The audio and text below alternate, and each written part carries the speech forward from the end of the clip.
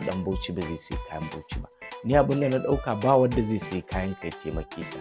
Kayan ka in ya isa ko a ina ne za ka sai shi. Idan mutum ya ga na wajen sai mu ƙoƙari mu kwatanta masa yadda na wajen yake har ma ya ji ya gamsu. Kaga kasancewan da bamu da kekuna mu muke zuwa kai wa teloli muka kawo kekunan mu. Da kekunan ma tsofi muke amfani da shi butterfly muka kawo na zamani masu haƙwarai biyu, muka kawo wani abu da ake ce masa laser engraving machine wanda ma za ka yi amfani da wayarka ka sa masa hoton mutum ya rubuta maka shi akan fata da wuta.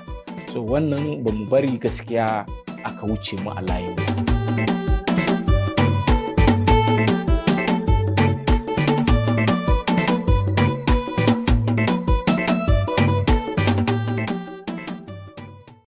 Sunana Mudassir Musa Usman, ni ne chairman na kamfanin Jumri da Neri Leather and Recycle Techniques. Kamfanin ya ƙware ne gurin yin takalma, jakukkuna, wallets da dai gyararraki da ya shafi takalma. Ni mazaunin unguwar Kobi ne, inda ma'aikatata kuma tana zaune ne a cikin Ori Insurance House kan titin Ahmadu Bello daura da NUJ. To, wannan sana'a dai ya samo asali ne lokaci mai tsawo, ya kai shekara, aƙalla za su kai shekara 30. Na haka kawai na wayi gari na yi kwaɗayin kawai in zama mai yin takalmi, kuma ni na tashi a Gombe ne, da haka guraren da na fi zama ba a harkar takalmi sai a Kano. Wata rana na je Kano, Allah ya kai ni inda ake yin takalma, na gani na sai tsohuwar jakar ta fata na dawo da ita. Haka kawai na sayi sol ɗin takalmi na yanka na yi takalmi. Daga nan mutane suka ce takalmin nan ina ka siya ya yi kyau. Na ce ai ni na yi. Suka ce ya aka yi kai? Na ce to ni dai gashi dai na yi. Shikenan tun daga lokacin sai na gane cewa zan iya yi. To wani lokaci na tafi karatu yin diploma. A lokacin da na fara na gwada wannan kwatancin ina shekara 22. Na gwada wannan da hikima. To Allah ya kai mini karatu biyu UK na je yin diploma, sai na gama sai na yi project a shoemaking. To daga nan na je ƙofan Wambai, na karanta public administration. To daga lokacin da yake ni mutum ne ba mai yawan ƙididdiga shekaru ba, da zan gaya maka daga shekara kaza zuwa kaza, amin afuwa akan wannan gabar. Da haka na yi project, daga nan na koyi, na ce zan yi a shoemaking, na je na yi zauna a ƙofan Wambai na nema tattarar aikin takalmi. Na ɗan yi project ɗina a gun na ƙware. Daga na gama diploma ta kuma sai na zaman dirshan, na tsaya na goge na koya. Sannan na dawo na fara hidimomi na siyasa. Na bin 'yan siyasa, SA da sauransu dai. Na ga siyasa ta riga ta ɗan canza kamanni, na ce kai, wannan mutum ya kama sana'ar da za ta riƙe shi. Shine na kama dukanci na gadan-gadan.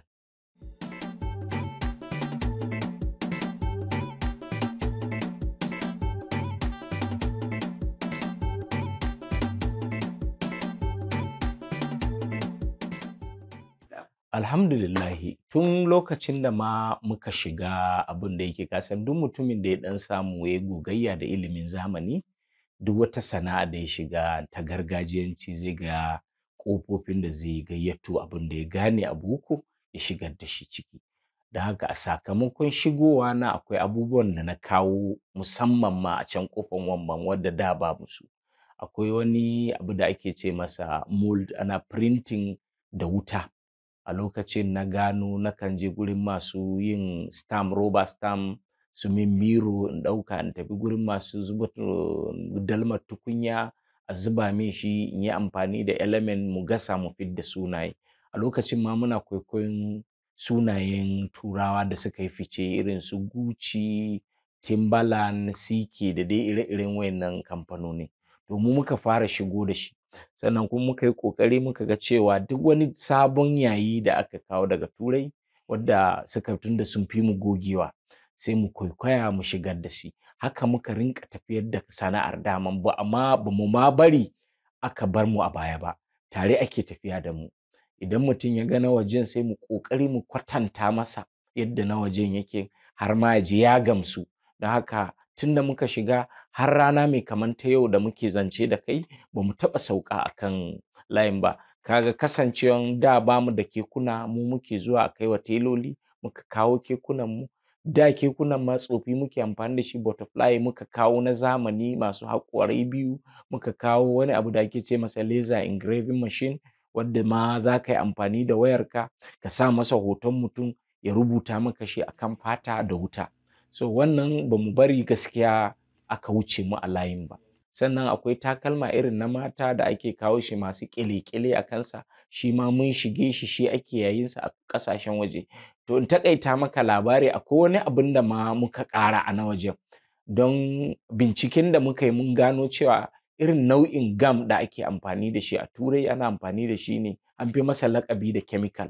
Shi adhesive ne wadda is not weather friendly, ma'ana bai da juriyar yanayinmu nan Afirka muna da zafin rana. To duk lokacin da aka ce ɗumamar yanayi ya kai kimanin ma'auni 36.5 takalmi zai iya ɗayewa, musamman ma a cikin boot ɗin mota yake. Mu kuma kasancewar haka mun saba amfani da wani nau'in gam wato da aka fi kiransa da petrol adhesive muka koma ethanol adhesive. Wayannan nau'i ne na gam da muke amfani da shi wanda duk jimawa duk daɗewa in mutum muka sa a takalmi yakan ba mu haɗin kai ya ɗau tsawon lokaci. Har ma yanzu mata sun gano cewa da ma su sayi mai waje mai amfani da wancan gwanda su sayi namu wannan mai amfani da wannan gam ɗin da muke amfani da shi.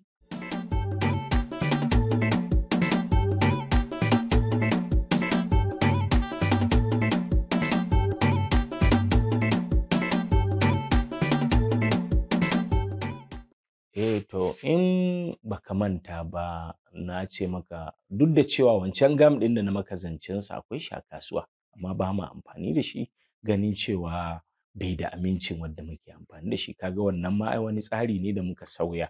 Kuma shi kamar sana'armu, sana'a ce wadda kullum take buƙatar bajinta. Ba sana'a ce da za ka kama abu ɗaya kai ta yi ba. Yau idan kai wannan salon ka ga an gaji da shi gobe sai ka juya wani sabon salo. Tsari dai kusan tsari ɗaya ne da ƙasashen wajen da ƙasashen nan ɗin. Amma yadda za ka zauna ka nuna bajintarka da ƙwarewanka gurin kawo wani sabon abu, ma'ana baka canza launin abun ba amma baka canza tsari ba amma ka canza launi. To gaskiya muna iya ƙoƙarinmu kuma mutane suna ganin hakan wani abu ne da ya burge su suke zuwa har ma suna ba da odoji suna saya.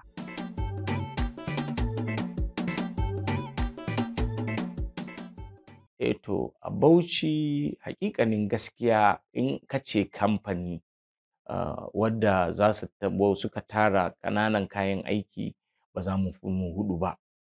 Akwai kuna kama suna? Okay to masha Allah.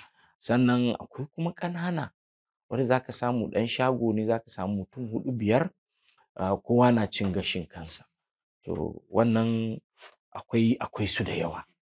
Amma dai wadda suke tanada kayan ayyuka ba za mu fi mutum 4 a cikin garin Bauchi ba. To ma'aikata dai da nake da shi mutum 6 ne suke aiki a gurina.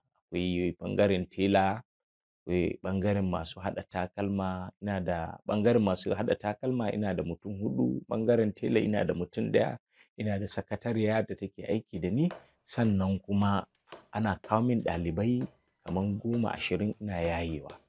In na yaye su kuma akan kawo min wasu. To ina da malamai kaman 2, 3 wanda ba sa nan amma duk lokacin da ci gaba ya kawo na training zan gayyato su zo mu yi aji na tsawon wata 3 in muka gama kuma su tafi ni kuma in ci gaba daga wadda na saba da su.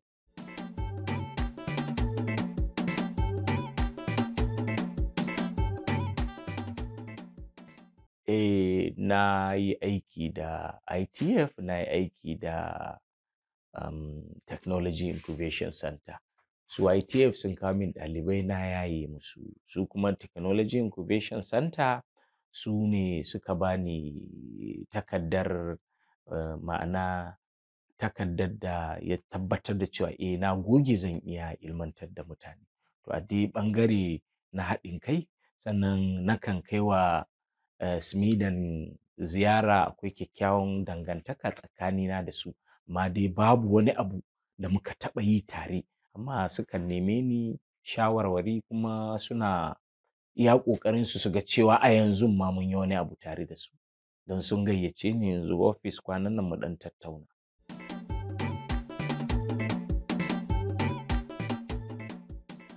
To alhamdulillahi ci gaba ana ta samunsa ko da yaushe. Ka ga mu wasu lokutan muna ɗaukan ci gaba kamar zunzurutun kuɗi da ka samu a sana'a, amma shi a wannan ɓangaren ni na fi ɗaukar ci gaba mutane nawa ne ka training suka zama masu zaman kansu. To ni a ɓangaren ci gaba na ɗauki wannan layin ci gaba, sannan sai kuma iya machines ɗin da na samu na mallaka wanda suke taimaka mini gurin aiki. Ina ci, ina sha, ina ilmantar da 'ya'yana. Alhamdulillahi 'yan uwa da abokan arziki akan amfana da ni daidai gwargwado.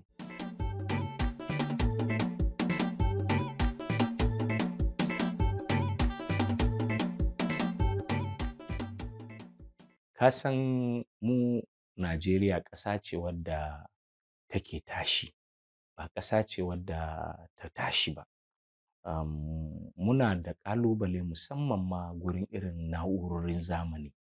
Ka ga yanzu ba zai yiwu a ce za ka yi aiki da za ka tanadar da kayayyaki masu yawa da buƙata ba. Akwai abin da yake min ciwo, zan yi amfani da wannan daman in faɗa. Kayan ƙasashen waje musamman Indiya da China ya cika mana kasuwa, ba wai don ba za mu iya yi ba, saboda rashin wato hannun jari na wasu, ko kuma ni kaina ban da wadataccen jarin da zan iya gogayya. Da muna kukan cewa ƙasanmu babu wato kayan da ake sarrafawa, a turanci a ce masa raw material. To an samu raw material. Akwai masu mashin na zamani, na'urorin zamani ba mu da su gaskiya. Kuma raw material ɗin muna kusa da su, ma'ana kayan da za mu sarrafa, amma tunda ba mu da ƙarfin jari kuma ba mu samu damar mu ma mu yi gogayya da kayan wajen ba. Manyan ƙalubale ne a gunmu. Gaskiya wato akwai da yawa, amma akwai ƙalubalen da in ka duba za ka ga cewa kamar rashin jajircewa ne, ba na son yi magana a kansu. Ni na fi ganin wa'innan a matsayin ƙalubale. Ni ban yi imani da cewa ɗan Bauchi ba zai sayi kayan Bauchi ba. Ni abin da na ɗauka, ba wanda zai sayi kayanka ya taimake ka. Kayanka in ya isa, ko a ina ne za ka sai da shi. Zan yi amfani da wannan daman, in zai yiwu masu ire-iren sana'ata ku daina cewa wani ba zai sayi kayanku ba. Ku yi standard ku gani, ku yi kayan da ya isa har Ingila, daga Ingila kun ga dai sun goge sun fi mu ƙwarewa, za su zo su sayi kayanmu.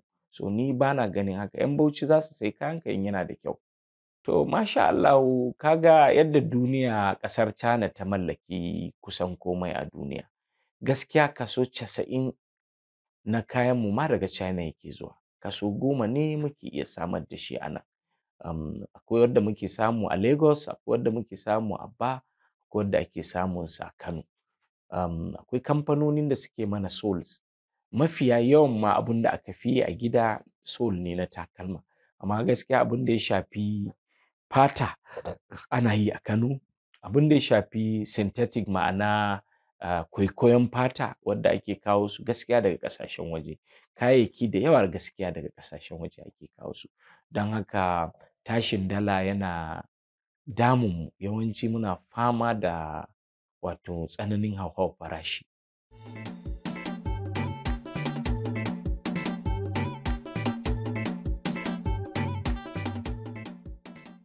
To gaskiya abin da ya riƙe ni a sana'an nan, babban abin da ya riƙe ni a sana'an nan shine yadda nake ilmantar da yara suna koyon sana'a. Yadda ƙasarmu ka ga yadda ilimi yake wahala, so yara su samu su dogara da kansu, ni shi ya fi min komai daɗi.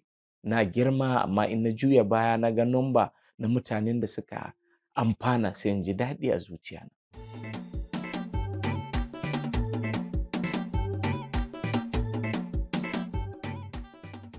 To gaskiya ni babban ƙalubale na shine rashin doki, ba ni da doki da zan yana damuna, doki ya min kaɗan. Akwai buƙatar in yi kayan. To me ake cewa da Hausa ne? Jari, sorry, jari ya mini kaɗan. Ina so in shigar da kayana gurare da yawa a arewacin Najeriya har da kudanci, amma jari ya yi kaɗan. Shi ne babban ƙalubale na.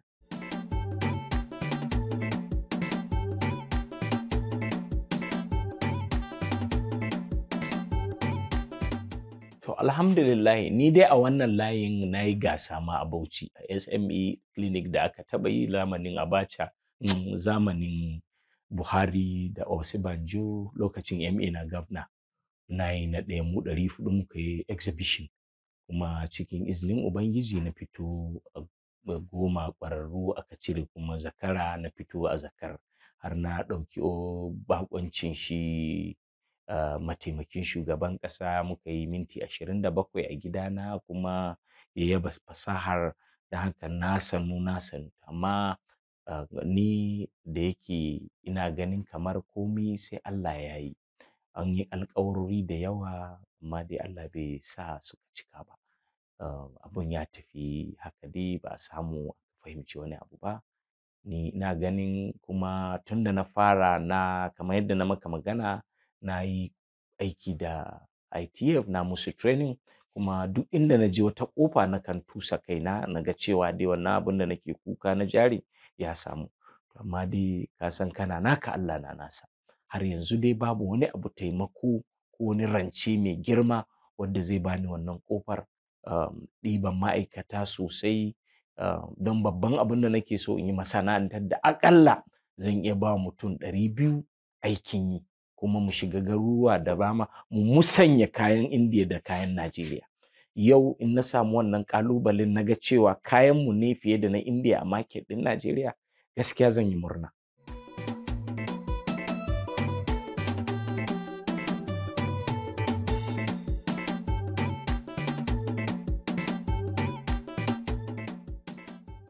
Abin da ya fi min min tuwo a ƙwarya nake addu'a shine, Bahaushe yana cewa wai a rashin sani kaza ta kwan akan dami.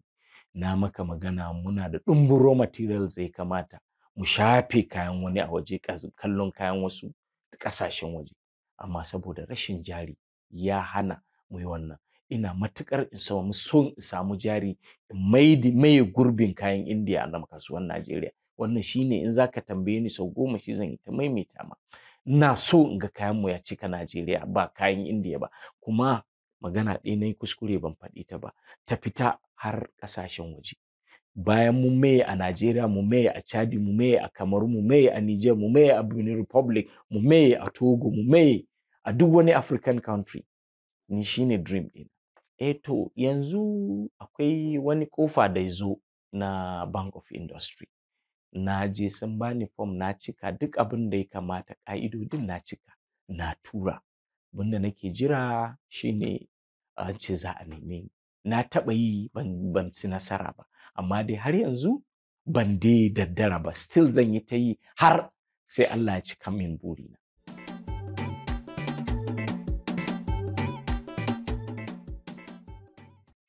Da a ce ka ce in ja hankali ne, da sai in ja hankali akan gwamnati.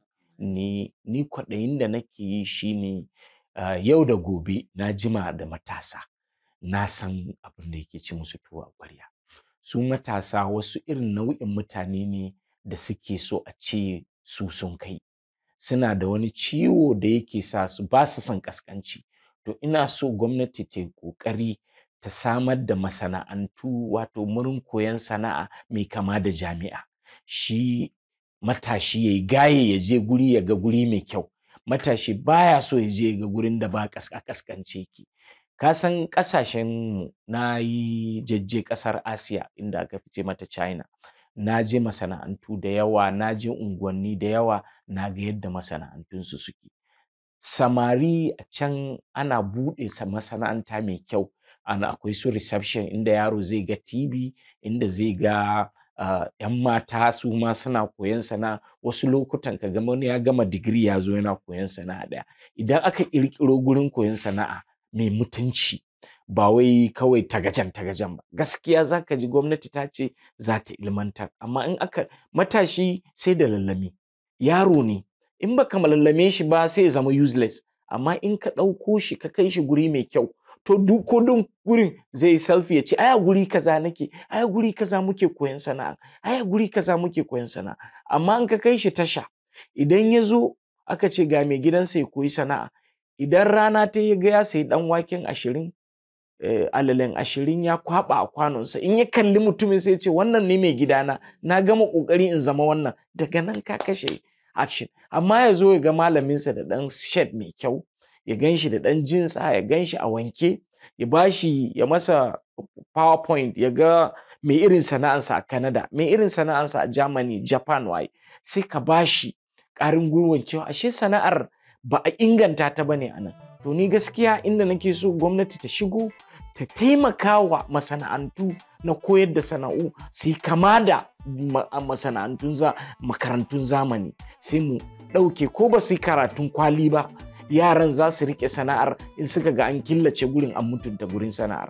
Ni gaskiya kwaɗayi na kenan.